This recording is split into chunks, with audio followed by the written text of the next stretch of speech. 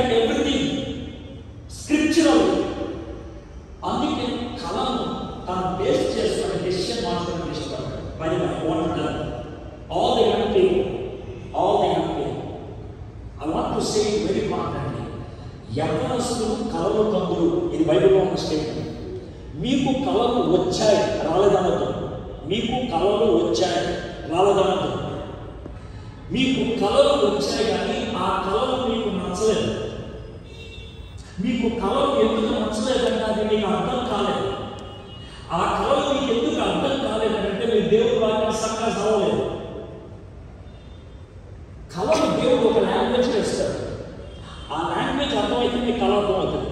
అవునా సార్ దీన్నే భాషలో వాడాలంటే మరి ఏం సార్ నువ్వు లాంగ్వేజ్ అన్నావు కదా అంటే అర్థం ఏంటంటే, ఇప్పుడు సాఫ్ట్వేర్ ఇండస్ట్రీలో డిఫరెంట్ ప్లాట్ఫామ్స్ వాడతారు కదా, C++ అని,